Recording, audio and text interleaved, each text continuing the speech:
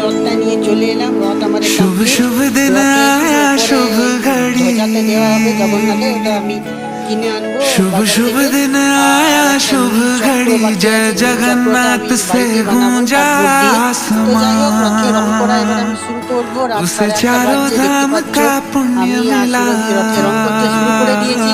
ফার্স্টে গোল্ডেন उसे কালার चारों করেছিলাম, গোল্ডেন धाम কালারটা का খুব একটা पुण्य পছন্দ मिला, হয়নি বলে जो কালার कर চেঞ্জ করে ले দিয়েছি। पूर्ण সেটাও তোমাদের तेरी এই ভিডিওতে দেখাবো। परिक्रमा। তো দেখতে পাচ্ছ সুরভি मन অনেকটাই में রং করেছে গোল্ডেন मृदंग কালারটা, बजे, মোটামুটি বেশ ভালোই बैकुंठ লাগছে में দেখতে। शंख তো बजे, রং করা শেষ হোক, मंदिर তারপর है আমি झूम ধরলাম রংটা। रहा, এবার আমি রং করতে শুরু করলাম अंबर কিছুটা से ব্যাক সাইডটা। खुशियां তো যাই হোক, बरसी, রথের দিন এই রথটা আমাদের পুজো मिला হবে, রথ तभी টানবো আমরা पुण्य हुए সবাই মিলে। सभी धन्य, कर तेरी शरणों में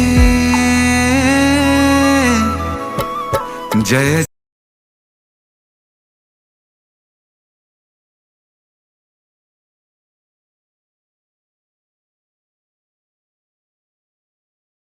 তো ফ্রেন্ডস, এখন যে মূর্তিগুলো দেখছো জগন্নাথ, বলভদ্র এবং সুভদ্রা, এই পুরো সেটটাই আমি পুরী থেকে নিয়ে এসেছিলাম। পুরী থেকে স্বর্গদুয়ার রোডে দোকানগুলো থাকে, তোমরা তো সবাই জানো, ওখান থেকে নিয়ে এসেছিলাম। পছন্দ হয়েছিল, খুব সুন্দর লেগেছিল তাই।